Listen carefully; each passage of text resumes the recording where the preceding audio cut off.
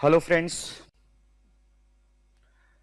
चलिए, तो आज से हम लोग एक अलग ही मिशन पे चल रहे हैं, जहां पे सीए इंटर ऑडिट का पूरा एमसीक्यू पैकेज आपको यूट्यूब पे मिलने वाला है। एमसीक्यू अगर हम अच्छे से समझ लें, कर लें, या इसके ट्रिक को समझ लें, तो हम अपने एग्जाम में 30 मार्क्स गेन कर सकते हैं। और एक थ्योरी का पेपर हमारे लिए प्रैक्टिकल का रोल प्ले करेगा, क्योंकि आपको पता है कि अगर एमसीक्यू हमारा करेक्ट हो गया तो हमारे मार्क्स नहीं कटने वाले हैं। लेकिन एमसीक्यू आने के बाद भी बच्चे एग्जाम में मार्क्स गेन नहीं कर रहे हैं, तो हमने टॉपर्स इंस्टीट्यूट के एसोसिएशन से एक कमिटमेंट जर्नी स्टार्ट किया है। एक जर्नी स्टार्ट किया है कि क्यों ना क्लास के दौरान ही हम लोग कुछ एमसीक्यूज डिस्कशन करें, जिससे हमारे बच्चे एग्जाम में कम से कम आउट ऑफ 30 26-27 मार्क्स तो गेन करें। हमारी कोशिश तो यह रहेगी कि बच्चे पूरे 30 आउट ऑफ 30 लेके आए। तो आइडिया यह है कि मैं आपको 10-12 डेज में जितने चैप्टर्स हैं, कुछ ऑडिट के क्वेश्चंस का फ्लैशबैक आपको कराते चलें और समझाते चलें कि ऑडिट का एमसीक्यू हमें एग्जाम में करेक्ट करने के लिए क्या ट्रिक्स हैं, कैसे करें। और अगर आप कंप्लीट बुक लेना चाहते हो, कंप्लीट एमसीक्यू सीरीज टेक्स्ट लेना चाहते हो, तो उसके लिए आप लोग फिर क्लास परचेज कर लेंगे, वहां से आपको मिल जाएगा।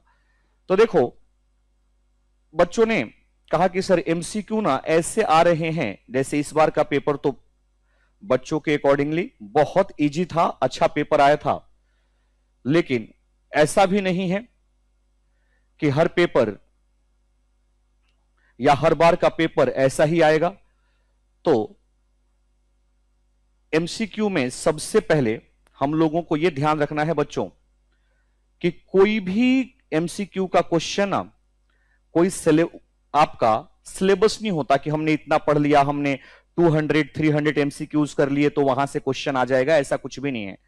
एमसीक्यू के लिए सबसे जरूरी है कि हमें थॉरोली चैप्टर का नॉलेज हो।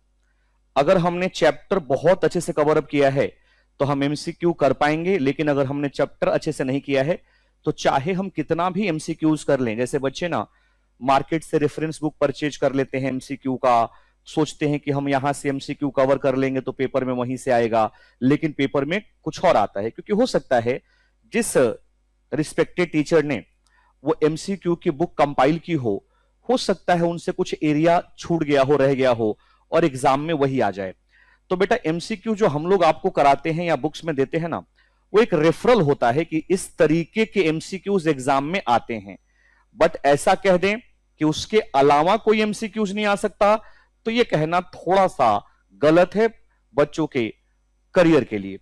तो जरूरी यह है कि सबसे पहले तो हम अपना चैप्टर लाइन बाय लाइन, जैसा मैं अपने रेगुलर बैच में कहता हूं कि आप चाहे हमारी बुक से पढ़ रहे हो या इंस्टीट्यूट के मटेरियल से पढ़ रहे हो या किसी भी रिनाउंड फैकल्टी के, रिस्पेक्टेड फैकल्टी के बुक से पढ़ रहे हो, आप पहले उस चैप्टर को अच्छे से कवर अप कर लें और इंश्योर कर लें कि आपके फैकल्टी ने, आपके टीचर ने जो अपनी बुक डेवलप की है उसमें उन्होंने इंस्टीट्यूट के किताबों का पूरा कवरेज डाला हो। तो जैसे ही आप अपनी चैप्टर का थोरो नॉलेज गेन कर लेते हो, उसके बाद जब आप बुक्स पढ़ते हो तो कुछ पॉइंट अपने आप ही आपको लगेंगे कि ये जो पॉइंट है ना, ये काफी इंपॉर्टेंट लग रहा है, इसके ऊपर एमसीक्यू आ सकता है, अपने आप लगेगा आपको।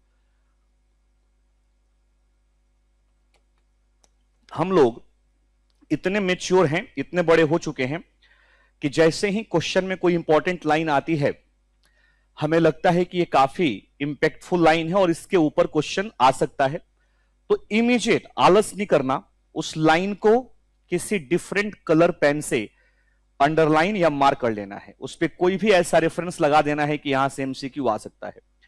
अगर पूरे चैप्टर को हमने ढंग से कर लिया और मार्किंग कर ली, मैं आपको इंश्योर करता हूं कि 99.9% एमसीक्यू वहीं से होगा। ठीक है, तो एमसीक्यू के लिए सबसे पहला गोल्डन रूल है complete your entire chapter line by line, सारे चैप्टर को लाइन बाय लाइन पढ़ लें। दूसरा, एमसीक्यू में ना जो आंसर्स दिए गए होते हैं, कई बार आपको लगता है कि जो मल्टीपल आंसर्स हैं ना वो दोनों ही सही लग रहे हैं। खासकर ऑडिट में 2-3 ऐसे स्टेटमेंट दिए होंगे आंसर में कि आपको लगेगा यार ये भी ठीक लग रहा है, ये भी ठीक लग रहा है। तो वहां पे जो मोस्ट अप्रोप्रिएट होता है, हमें थोड़ा वहां टाइम लगाना होता है, सोचना होता है, जल्दीबाजी में टिक नहीं करना होता, क्योंकि एक बार टिक कर दिया तो गया, हो गया काम। तो जल्दीबाजी में टिक नहीं करना, थोड़ा माइंड लगाना है। हमें ये देखना है कि इन दोनों में से मोस्ट अप्रोप्रिएट कौन सा है। ठीक है, चलिए तो हम लोग ना फर्स्ट चैप्टर जो अपना सीए इंटरमीडिएट ऑडिट का फर्स्ट वॉल्यूम फर्स्ट चैप्टर के कुछ एमसीक्यूज को यहां पे कवर कर रहे हैं। अगर आप लोगों को इससे फायदा हो तो जरूर कमेंट करना, लाइक करना, जिससे हमारा मोटिवेशन बना रहे कि नहीं हम एक सही कॉज के लिए एक अच्छे पाथ पे जा रहे हैं। आप जैसे आप लोग बोलते हो ना टीचर बहुत अच्छा मोटिवेट करते हैं, बहुत अच्छा पढ़ाते हैं, वैसे ही टीचर को भी मोटिवेशन चाहिए। एंड ऑफ द डे वो भी तो ह्यूमन बीइंग्स हैं।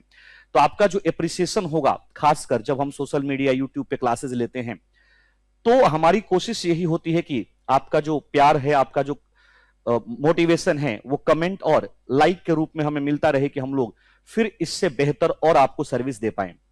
मेरा टारगेट एग्जाम्स के लिए यह है कि कम से कम 3 एरिया मैं YouTube पे आपको कवर करा दूं, टॉपर्स इंस्टीट्यूट के चैनल के माध्यम से या जो मेरा YouTube चैनल है उसके माध्यम से। एक तो MCQ chapter wise, number 2 true false, जो 14 मार्क्स का एग्जाम में कंपलसरी क्वेश्चन आता है, तो 30 मार्क्स का एमसीक्यू और 14 मार्क्स का अपना ट्रू एंड फॉल्स, मतलब 44 मार्क्स।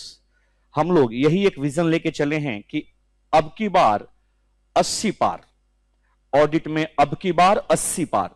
और 80 पार होने के लिए बेटा हमें 44 में से 40 चाहिए, 44 में से 40 मार्क्स तो जरूर चाहिए। और ये हमें 44 में से 40 मार्क्स तो जरूर चाहिए। अगर ये 40 मार्क्स हमारे आ गए तो हम 75-80 के रेस में बने रहेंगे। लेकिन अगर हम 44 में से 18, 20 इस तरीके से मार्क्स ऑब्टेन करेंगे तो कैसे हो पाएगा, है ना। तो समझिए, क्योंकि जो बाकी पेपर होते हैं ना डिस्क्रिप्टिव, वहां पे ऑडिट एक टेक्निकल पेपर है, जो राइटिंग स्किल जिसकी अच्छी होती है, जो अच्छे से आंसर ड्राफ्ट कर लेते हैं, मार्क्स उन्हीं को मिलता है। तो अगर वहां पे हम थोड़ा नंबर हमारे कट रहे हैं तो कोई बात नहीं, जहां पे ऐसी चीजें नहीं है, एक समझदार आदमी वही होता है जो अपने स्ट्रेंथ पे खेलता है। तो हमें ना इन चीजों को अपनी स्ट्रेंथ बनानी है जहां पे हमें अच्छे से नंबर आ जाए। चलिए, ऑल द वेरी बेस्ट। शुरू करते हम लोग आज से एमसीक्यू सीरीज ऑन यूट्यूब। आइए देखिए, पहला क्वेश्चन देखते हैं। फर्स्ट चैप्टर का हमने कुछ अच्छे एमसीक्यूज कंपाइल किए हैं आप लोगों के लिए, जिसमें हमने रिसोर्सेज यूज किया है इंस्टीट्यूट के आरटीपी से, पास्ट ईयर क्वेश्चन से जो हमें पता लग गए, किसी बच्चे ने आके बता दिया, आरटीपी, एमपीटी, जो भी हमारे पास अच्छे रिसोर्सेज हैं वहां से उठाएं। जैसे देखिए, फर्स्ट क्वेश्चन है objective of audit is to.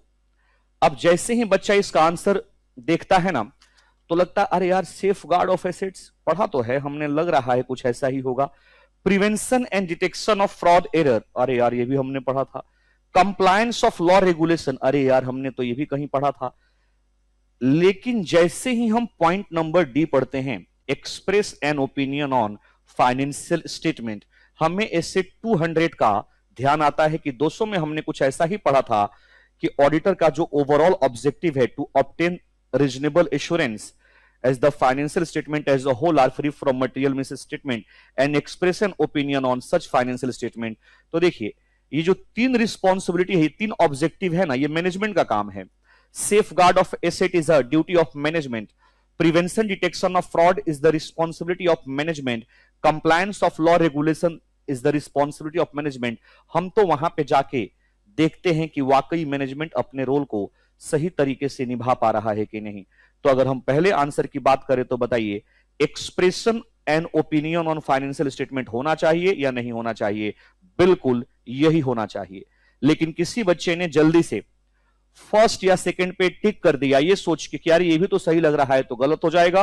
तो पहली ड्यूटी हमारी एमसीक्यू के लिए बेटा यही है कि हम बहुत आराम से सारे कंप्लीट अपने ऑप्शंस को पढ़ें, सारे आंसर ऑप्शंस को देखें और फिर उसके बाद कोई कमेंट करें, मार्क करें, नहीं तो गलती होने के चांसेस बहुत हैं। आइए क्वेश्चन नंबर 2 देखते हैं। As per SA 200 overall objective of independent auditor in conducting an audit of financial statement, the overall objective of auditor is to obtain reasonable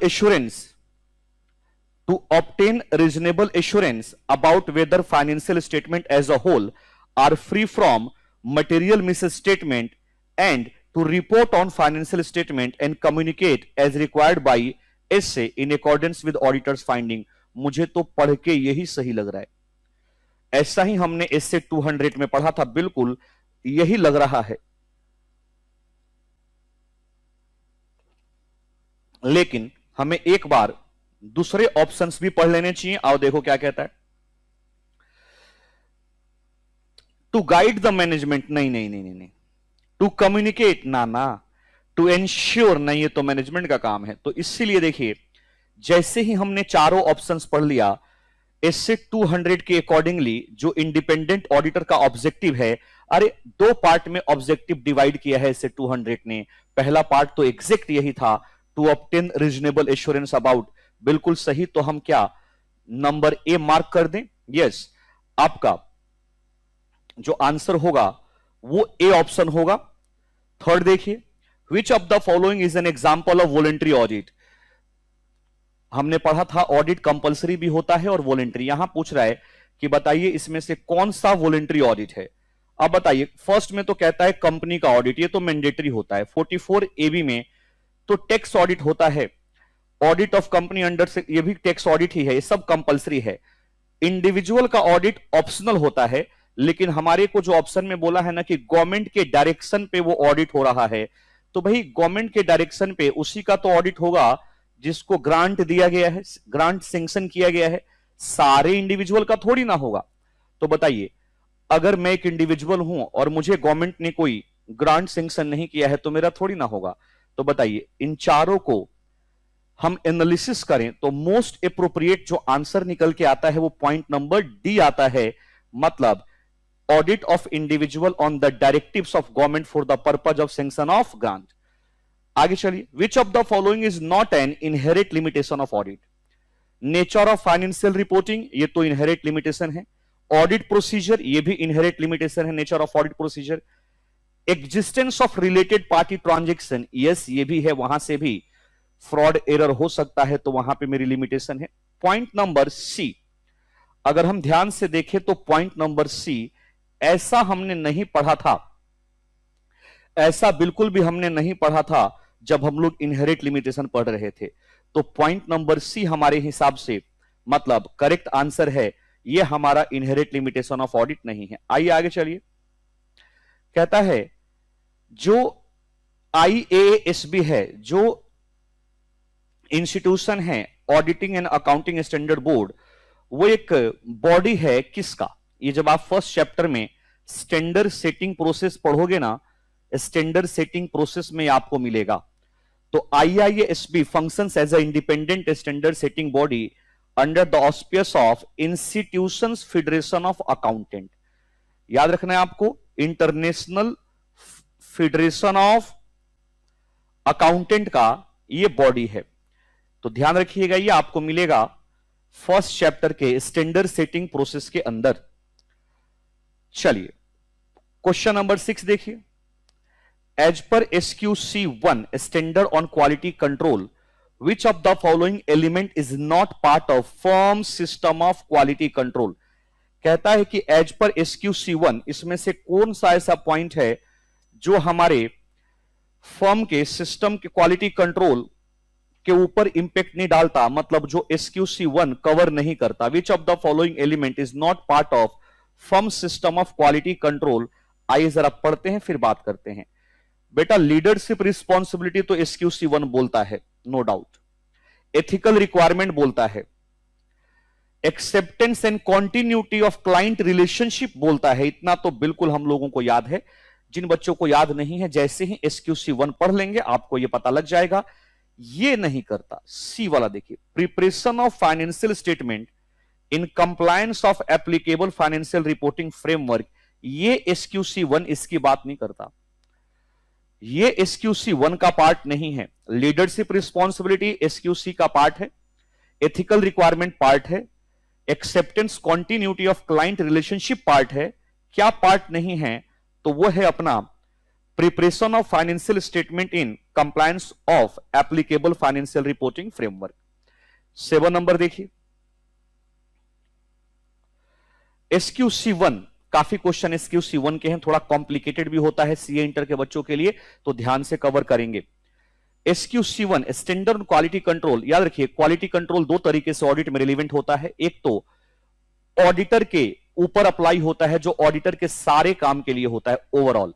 एक चार्टर्ड अकाउंटेंट इन प्रैक्टिस जितनी services देता है, चाहे वो review का हो, चाहे वो ऑडिट का हो, चाहे वो इंश्योरेंस का हो, चाहे अदर रिलेटेड सर्विसेज हो, उन सबके ऊपर SQC1 एप्लीकेबल है।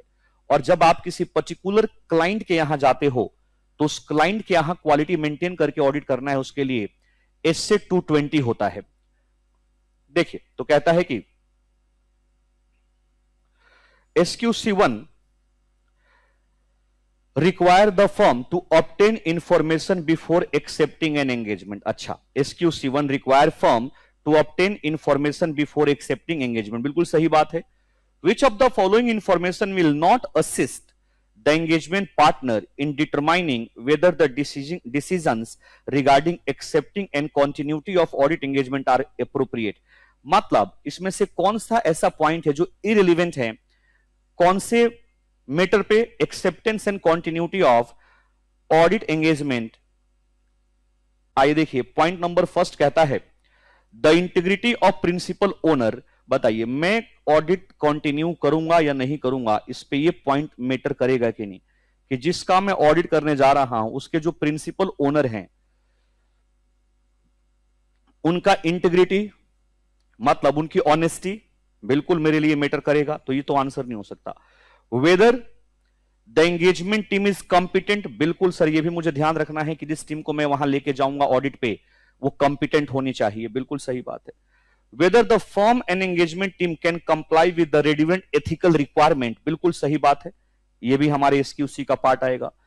डी देखो, whether the firm and engagement partner are able to communicate with TCWG, ये एक थोड़ा सा आउट ऑफ कॉन्टेक्स्ट आ गया, इसका SQC से मतलब नहीं है, इसका SQC1 से मतलब नहीं है कि हम इस बात पे सिर्फ ये मेरे डिसीजन को इंपैक्ट करेगा कि मैं उस क्लाइंट को एक्सेप्ट करूं या एक्सेप्ट करूं, कंटिन्यू करूं कि नहीं, सिर्फ इस बात पे कि whether the firm and engagement partner are able to communicate with TCWG ना। तो इसका जो आंसर होगा वो डी होगा। पॉइंट नंबर 8 देखिए, question number 8, SQC1 quality control for firm the perform audit and review of historical financial information and other assurance and related services require firm to establish policy and procedure for timely completion of assembly of audit file and appropriate time limit with which complete assembly of final audit file is। बताइए कितने दिन के अंदर करते थे हम लोग? Ordinarily not more than 60 days after the date of audit report, मतलब with in 60 days from the audit report हमें करना होता है। आप लोगों ने जरूर पढ़ा होगा audit documentation and audit evidence वाले चैप्टर में।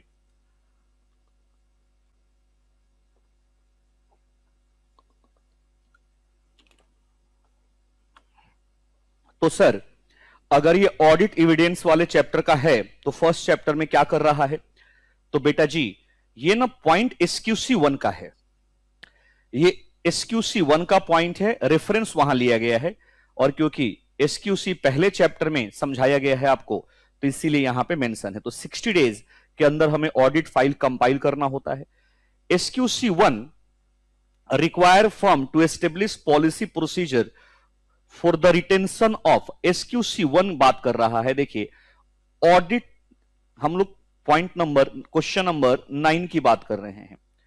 ऑडिट फाइल तो इससे 230 में था, ऑडिट डॉक्यूमेंटेशन हमारे स्टैंडर्ड्स के अंदर थे 230 में थे, फाइनल ऑडिट फाइल भी वही था। एंगेजमेंट डॉक्यूमेंटेशन SQC1 में मेंशन किया गया, ध्यान रखना है। SQC1 के अंदर एंगेजमेंट डॉक्यूमेंटेशन को डॉक्यूमेंट करने की, रिटेन करने की बात कही गई है। सर ये एंगेजमेंट डॉक्यूमेंटेशन क्या होता है? बेटा ये जो एंगेजमेंट डॉक्यूमेंटेशन है ना, मतलब आपने किसी क्लाइंट के साथ ऑडिट एंगेजमेंट साइन किया है, तो उसके रिलेशन में जितने भी डॉक्यूमेंट्स हैं वो सब कुछ आप लोगों को डॉक्यूमेंट करके रखना है, रिटेन करके रखना है। उसी को हम लोग बोलते हैं एंगेजमेंट डॉक्यूमेंटेशन। तो एंगेजमेंट डॉक्यूमेंटेशन एसक्यूसी 1 में कवर है। इससे 230 में audit file, final audit file और ऑडिट डॉक्यूमेंटेशन मेंशन है।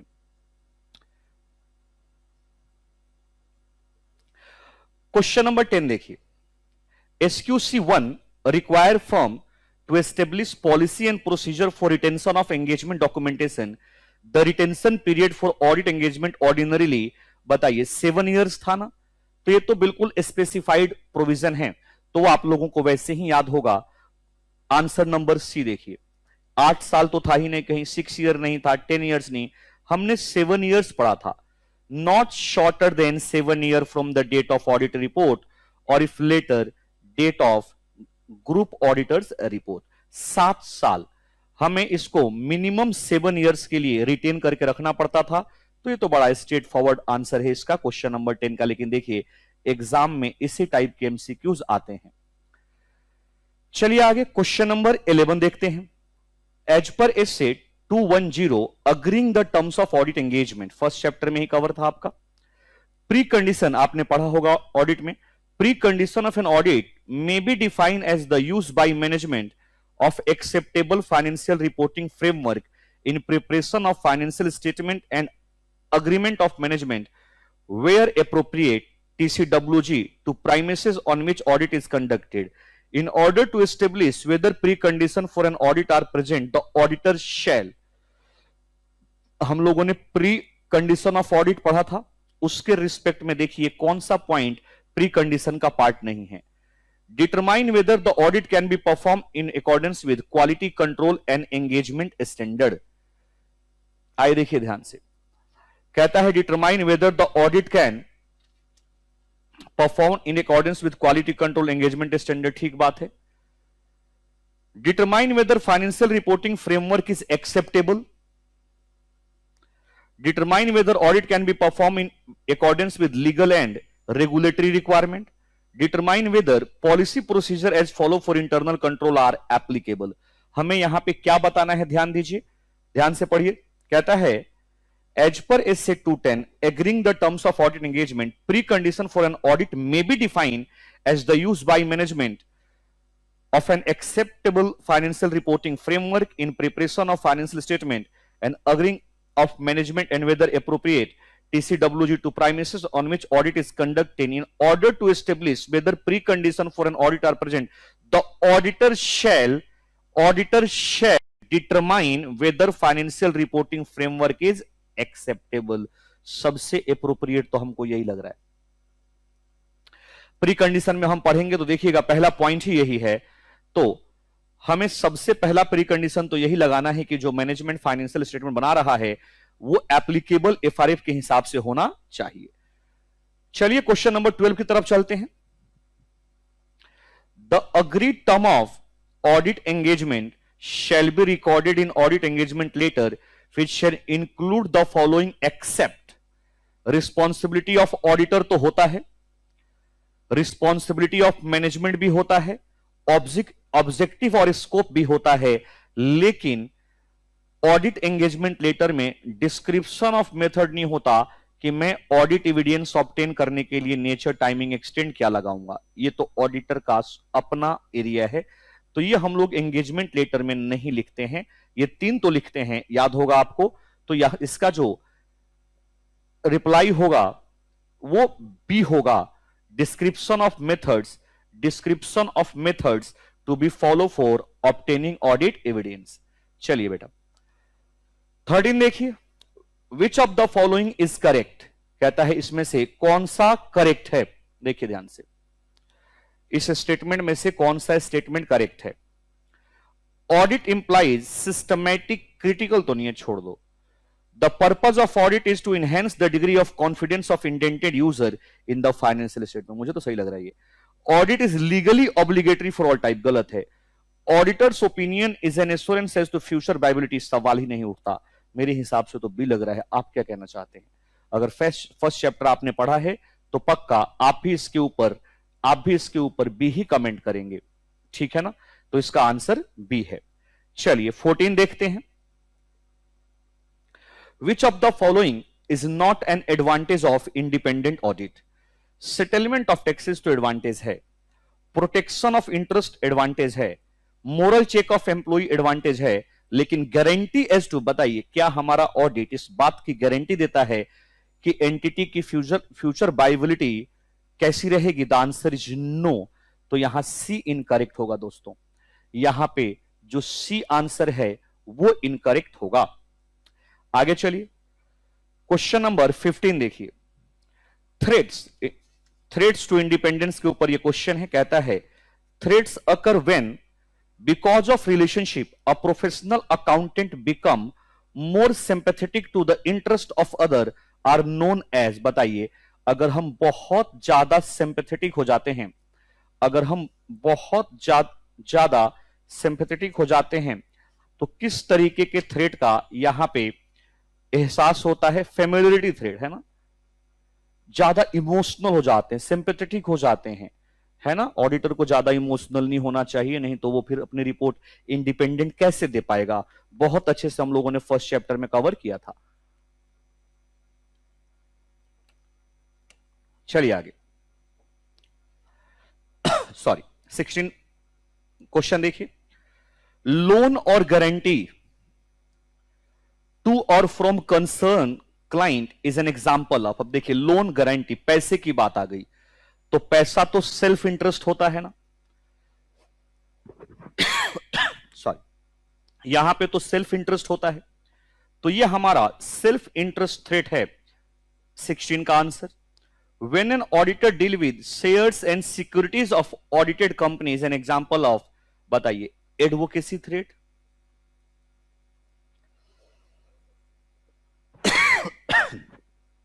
एडवोकेसी थ्रेट का एग्जांपल है जहां पे हमें डर लगता है कि अगर हमने रिपोर्ट गलत दे दिया तो शेयर्स के रेट के ऊपर फर्क पड़ जाएगा, और क्योंकि हमारा इंटरेस्ट है तो ये हमारे हक में नहीं है। Advocacy threat. पॉइंट नंबर 18 देखिए, इंटिमिडेशन थ्रेट, धमका रहा है तुमको।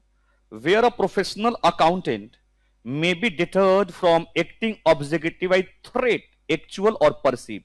वो थ्रेट एक्चुअल हो सकता है और आपको परसीव का मतलब लग रहा है, महसूस हो रहा है कि ऐसा हो सकता है। मेरे को नहीं लगता हमें आगे कुछ पढ़ने की जरूरत है, क्योंकि first point directly intimidation threat को कवर कर रहा है। तो 18 का हमारा आंसर फर्स्ट आ जाएगा। 19 देखो, which of the following is correct? To maintain adequate accounting system incorporating various control is the responsibility of management. Correct है। The term independence imply auditor should respect confidentiality, नहीं सर ये अलग गलत है। Unqualified opinion in audit report is a guarantee, नहीं sir guarantee किसी चीज की नहीं है। Audit engagement letter send by client to auditor, ना बेटा ऑडिटर टू क्लाइंट। मुझे तो फर्स्ट ही सही लग रहा था, वो तो मैंने आपके लिए फर्स्ट पढ़ लिया, सॉरी बाकी सारे पढ़ लिए। मुझे तो पहले पढ़ के ही समझ में आ गया था कि यही सही लग रहा है, क्योंकि बोला है विच ऑफ, मतलब हमें एक करेक्ट बताना है तो बाकी इनकरेक्ट ही होंगे। To maintain adequate accounting system incorporating various internal control is the responsibility of management. तो 19 का फर्स्ट आंसर सही हो गया, फर्स्ट पार्ट सही हो गया। आ जाइए क्वेश्चन नंबर 20 देखिए। An attitude that include questioning mind, being alert to condition which may indicate possible misstatement due to fraud error, बताइए किसको कहते हैं? इसको तो हमें अपने सपने में भी याद रखना है। प्रोफेशनल स्केप्टिसिज्म, प्रोफेशनल स्केप्टिसिज्म, तो 20 का बी हो गया। एम आई राइट और नॉट? चलिए क्वेश्चन नंबर 21 देखिए। Question number 21, the application of relevant training, the application of relevant training, knowledge and experience within the context provided by auditing accounting ethical standard in making informed decision about the course of action that appropriate in circumstances of audit engagement is known as। बताइए, यही तो हमारा professional judgement है, यही तो professional judgement है। बताइए, the application of relevant training knowledge. बताइए, जो हमारा प्रोफेशनल जजमेंट है वही तो हम अप्लाई करते हैं, relevant training knowledge experience within the context. आ रहा है समझ में? तो इसका आंसर हमारे लिए प्रोफेशनल जजमेंट होना चाहिए, यही होगा। पीछे जाके देख लीजिएगा। ये जो नोट्स मैं आपको दिखा रहा हूं ना, ये हमारे टेलीग्राम चैनल पे अवेलेबल होगा। C Arvind Dubey you true mentor के नाम से एक टेलीग्राम चैनल है, आप वहां जाके इन नोट्स को डाउनलोड कर सकते हैं टेलीग्राम से, ठीक। या फिर टॉपर्स क्लासेस का भी अपना चैनल है, अपने रिसोर्सेज हैं, आप वहां सर्च करेंगे तो आपको अवेलेबल हो जाएगा। एसे 210 डील विद। बताइए, ये तो बड़ा सिंपल हो गया, ये तो आपके टीचर ने आपको पहले दिन ही याद करवा दिया था। याद करो, जिन बच्चों ने हमसे क्लासेस ली हैं स्टैंडर्ड, कैसे मार मार के मैंने आप लोगों को याद करा दिया। कितना फायदा होता है उसका ना। फाउंडेशन से जब बच्चे आए थे तो हमने पूछा था कितने सेक्शन से याद किए थे, बच्चों ने कहा हमने नहीं किए थे, हमसे नहीं होते। लेकिन देखो, इंटर में टेक्स्ट के कितने सेक्शंस याद करवा दिए आपको, सीए फाइनल के बच्चों को भी इतने याद नहीं होंगे।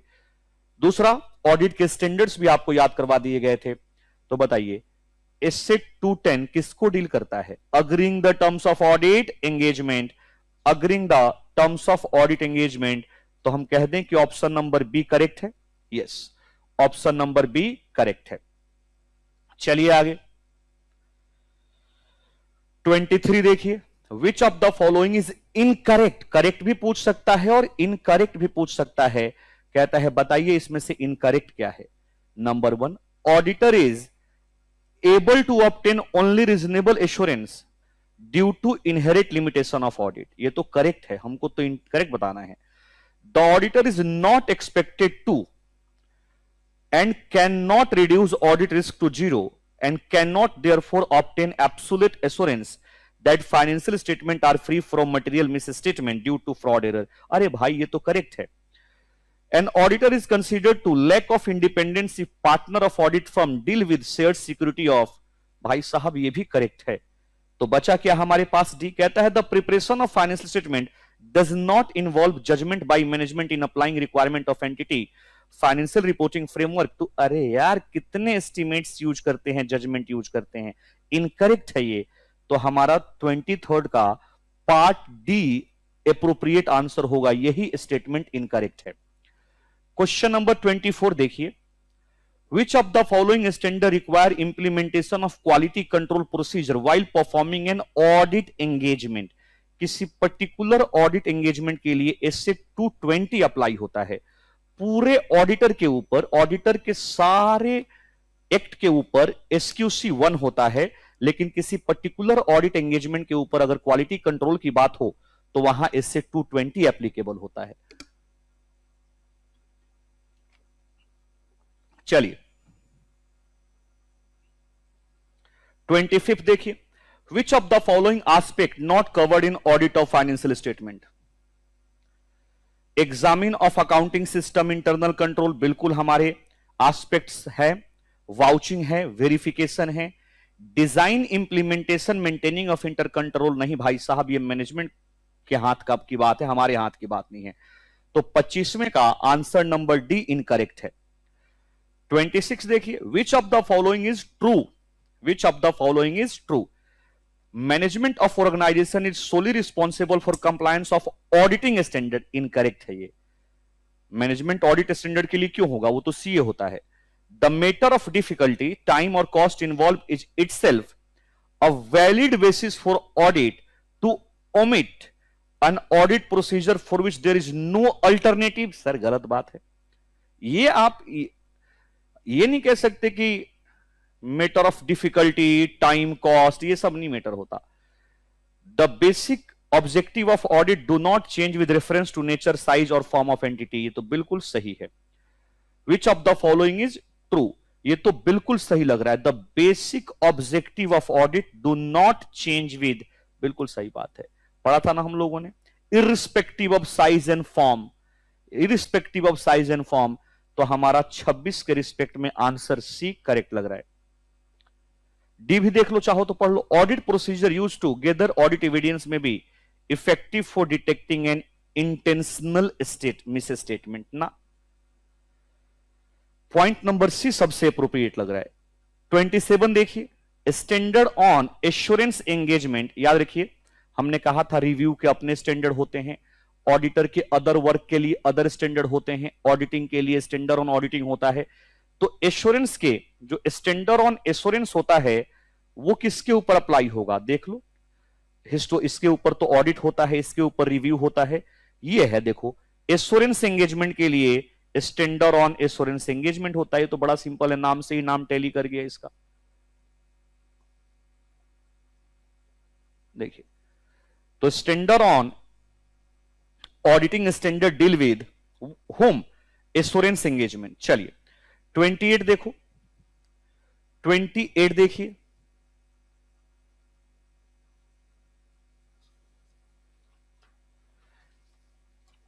ethical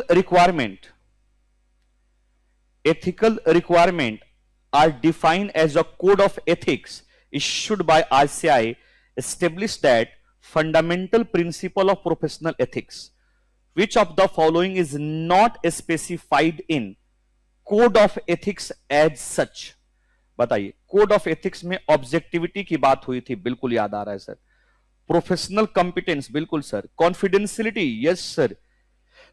दिल से बताओ, कहीं वहां पे कम्युनिकेशन स्किल पढ़ा था आपने?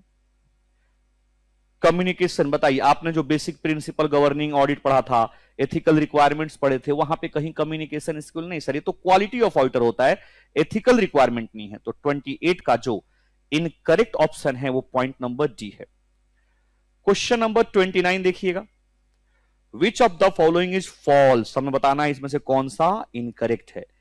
Engagement letter need not to be entered for each year of a period of audit appointment, तो सही लग रहा है। The objective of auditor is to obtain reasonable assurance, and ये भी सही लग रहा है। An audit is not an official investigation into इलीज्ड wrong doing, बिल्कुल सही है। गाइडेंस नोट आर रिकमेंडेटरी, भाई यही सही है। इसका मतलब हम कुछ गलत पढ़ रहे हैं, फर्स्ट को पढ़ें दोबारा से। Engagement letter need to be enter, अच्छा मैंने नीड नॉट पढ़ दिया था, okay. Engagement letter need to be enter for each year, नहीं नहीं ऐसा कुछ नहीं है।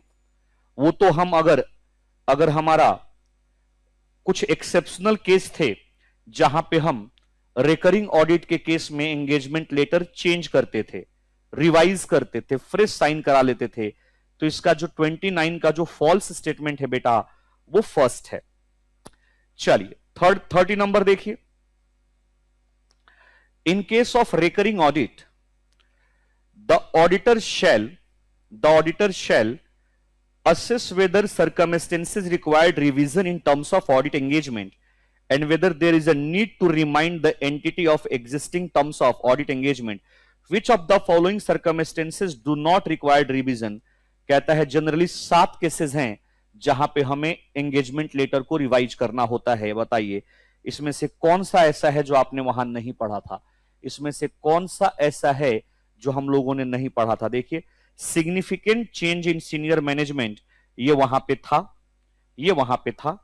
सिग्निफिकेंट चेंज ओनरशिप था, सिग्निफिकेंट चेंज इन नेचर ये भी था। अगर मेरी एंगेजमेंट टीम चेंज हो जाती है उसमें भाई हम एंगेजमेंट लेटर क्यों रिवाइज करने जा रहे हैं? तो point number D incorrect answer है। पॉइंट नंबर डी यहां पे इनकरेक्ट आंसर है बेटा। चलिए, question from RTP empty and past exam.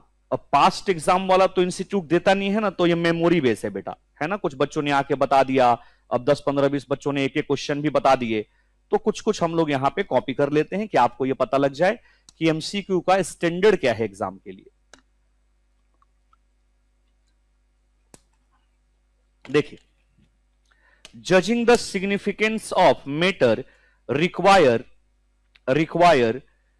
Objective analysis of facts and circumstances, इसका तो पॉइंट नंबर फर्स्ट ही सही लग रहा है।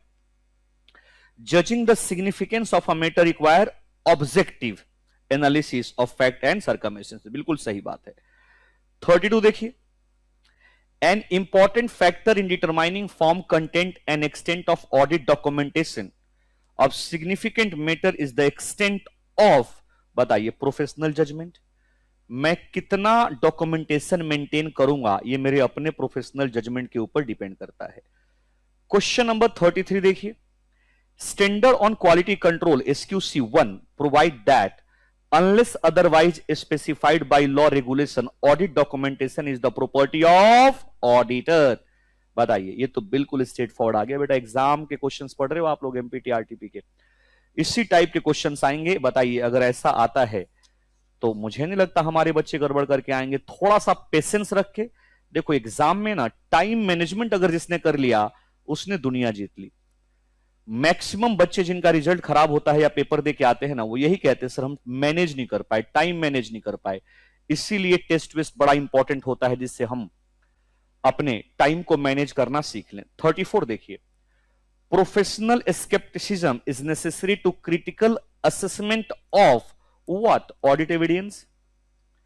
ऑडिट डॉक्यूमेंटेशन तो नहीं, ऑडिट एविडेंस को जब हम एनालिसिस असेसमेंट करते हैं तो थोड़ा सा अलर्ट रहने की जरूरत होती है, तो यह भी आपका स्ट्रेट फॉरवर्ड है।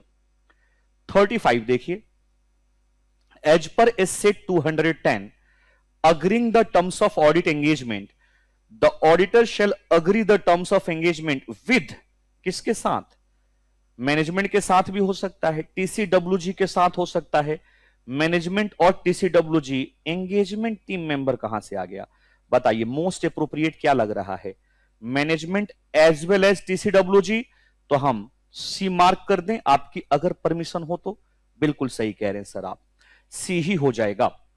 36 देखिए, the matter of difficulty, time और cost involve is, the matter of difficulty, time और cost involve is not in itself a valid basis for auditor to omit audit procedure for which there is no alternative. बताइए, सही बात है, बिल्कुल सही बात है। It itself a valid basis, no sir, no valid basis, no valid basis sir. आइए देखिए, नहीं है ये। आंसर नंबर ए करेक्ट है। 37 देखिए, are self evidence and occur when auditor form relationship with the client with and of the to sympathetic. बताइए, sympathetic में तो कौन सा थ्रेड आता है, फेमिलिटी थ्रेड आता है। एक पहले भी क्वेश्चन ऐसा ही था, फेमिलिटी थ्रेड, तो बी नंबर आंसर इसका इनकरेक्ट हो जाएगा। क्वेश्चन नंबर 38 देखिए, if the auditor conclude that there is a reasonable justification to change engagement and if audit work perform comply with SA applicable to change engagement, the report issued would be appropriate for revised terms of engagement, the auditor to avoid confusion।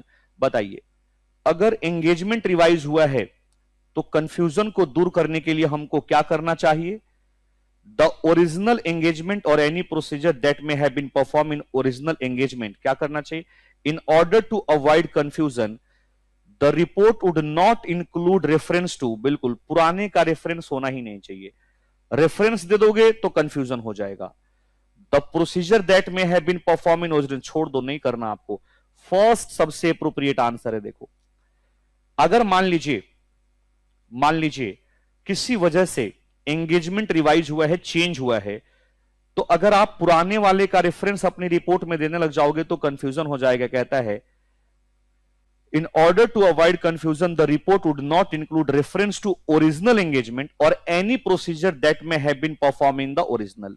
बिल्कुल सही बात है, अगर पुराने का reference दोगे तो user क्या करेगा, उसको कंपेयर करने लगेगा, उसकी कंफ्यूजन बढ़ जाएगी। तो पॉइंट नंबर ए करेक्ट है।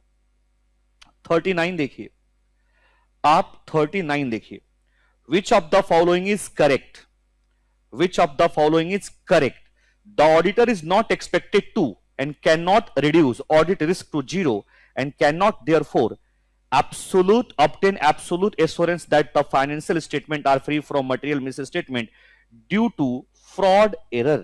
बताइए, आपको नहीं लगता कि पहला स्टेटमेंट ही हमने बिल्कुल सही सही पढ़ लिया है, यही पढ़ा था हम लोगों ने। चलो फिर भी बी सी डी पढ़ लेते हैं। The auditor is expected to और कैन रिड्यूस, और नहीं नहीं गलत है, जीरो कैसे कर दूंगा मैं। The auditor is not expected to can not reduce audit tax to zero and can not therefore obtain reasonable assurance that finance are free from material misstatement due to fraud and error. Copy ही लग रहा है A का। The auditor is expected to और can reduce, नहीं sir हमें तो सबसे अप्रोप्रिएट ए लगा, तो हम 39 में तो ए के साथ जाएंगे, हम 39 में ए के साथ जाएंगे। क्वेश्चन नंबर 40 देखो, डायरेक्ट फाइनेंशियल इंटरेस्ट और materially significant indirect financial interest is the example of self interest threat. तो 40 में हम बी के साथ जाएंगे, बिल्कुल सही है, स्ट्रेट फॉरवर्ड है। Messrs KYC company a reputed audit firm in Mumbai, they are appointed as a state audit of Blessed Limited. Which of the below is the responsibility of auditor firms? Preparation of financial statement, ना जी ना, ये हमारा काम नहीं है। Design, implement, maintain internal control, ना ना ना ना। Report on true and fair view of financial statement, हाँ हाँ हाँ हाँ। Compliance with applicable law regulation, ना ना ना ना। Point number C, हम ऑप्शन नंबर सी के साथ जाएंगे, हम ऑप्शन नंबर सी के साथ जाएंगे।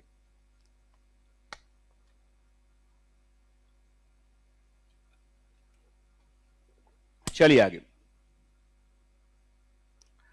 Question number 42। Mister A auditor and mister B finance manager of XYZ Private Limited. Mr. Salman is an engagement partner of Khan and Company, a chartered accountant, for an audit of Lava Limited. Died on a stock on 39/2022, death हो जाती है engagement partner की, sorry, after completing the entire routine audit work of Lava Limited. Mr. Soeb, one of the partner of Khan and Company, will sign the accounts of Lava Limited. What is the course of action to be taken by Soeb? बताइए, अब सोएब को responsibility I है कि वो sign करें, बताइए क्या course of action लेंगे। पढ़िए जरा 4 पॉइंट क्या कहता है। Sign the account of Lava limited without reviewing the work of his partner, ये तो गलत लग रहा है यार। Sign the balance sheet after review of work of his partner, ये मुझे सही लग रहा है। विद्रॉ द ऑडिट, नहीं नहीं ये सही नहीं लग रहा, नहीं सर मुझे बी सही लग रहा है। आपको क्या कहना है? बी सही लग रहा है मुझे, यस और नो। अगर एंगेजमेंट पार्टनर की डेथ हो जाती है तो अब काम तो करना ही है ना, ये तो बहुत सैड है, लेकिन क्या करेंगे, दुनिया ऐसे ही चलती है। तो उस फर्म का जो दूसरा पार्टनर होगा वो रिव्यू करेगा अच्छे से और वो आगे फिर साइन कर देगा, कोई इश्यू नहीं है। 44 देखें, is the fill in the blank से is the threat which occur when auditor are deter to acting objectivity with adequate degree of professional skepticism, are deterred from acting objectivity. बताइए, intimidation threat की बात कर रहे हैं, एक पहले भी क्वेश्चन इस तरीके का आया था, इंटिमिडेशन थ्रेट की बात कर रहा है दोस्तों ये। 45 देखिए, as per SQC1 retention period of audit engagement is not shorter than, बताइए 7 इयर्स, रिपीटेड है 7 इयर्स, 7 साल तक, डेट ऑफ ऑडिट रिपोर्ट से 7 साल तक हमें मिनिमम अपने पास रखना है। 46 देखिए, in relation to completed engagement, in relation to completed engagement procedure designed to provide evidence of compliance by engagement team with firm quality control policies and procedure known as monitoring, inspection, subsequent audit procedure, compliance procedure। Question समझ में नहीं आया, एक बार और read करते हैं। देखिए, in relation to completed engagement, अच्छा एंगेजमेंट कंप्लीट हो चुका है, procedures designed to provide evidence of compliance by engagement team with, मतलब अब हमें कुछ ऐसा काम करना है जिससे हम ये प्रूफ कर पाए कि ये जो एंगेजमेंट कंप्लीट हुआ है ना, ये फर्म का जो क्वालिटी कंट्रोल पॉलिसी प्रोसीजर है उसके हिसाब से हुआ है। क्या करना है? मॉनिटरिंग। मॉनिटरिंग तो काम करने के दौरान होता है। सब्सिक्वेंट ऑडिट प्रोसीजर तो ऑडिट जब होता है, कंप्लायंस तो इंस्पेक्शन करेंगे, है ना, डॉक्यूमेंटेशन का इंस्पेक्शन करेंगे कि फर्म के जो क्वालिटी कंट्रोल स्टैंडर्ड हैं इस एंगेजमेंट के अंदर वो मीट आउट हुए हैं या मीट आउट नहीं हुए हैं। वेरी गुड, तो इसका आंसर आता है पॉइंट नंबर बी। 47 देखिए, the person with responsibility of overseeing the strategic direction of entity and obligation relating to accountability of entity are. अब बताइए, ये पिताजी और ये दादाजी, बताइए अगर ये दोनों हैं तो किसकी चलेगी? बताइए। रिस्पॉन्सिबिलिटी ऑफ स्ट्रेटेजिक डायरेक्शन, ये तो टॉप मैनेजमेंट की बात कर रहा है और उसी को हम TCWG कहते हैं। तो 47 में हम बी के साथ जाएंगे। आइए 48 पे आइए।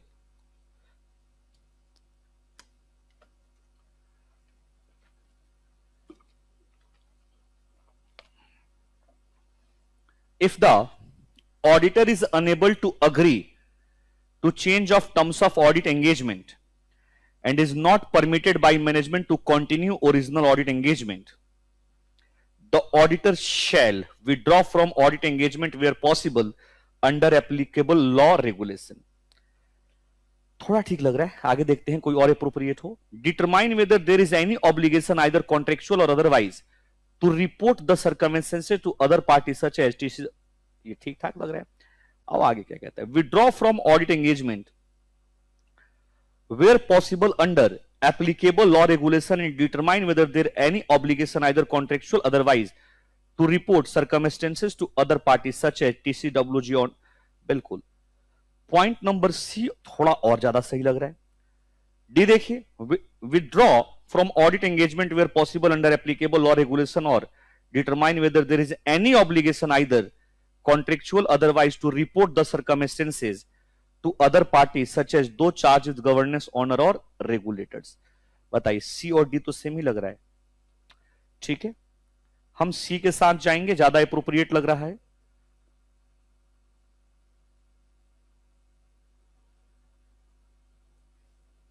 ठीक है, सी के साथ चलते हैं। 49 देखिए।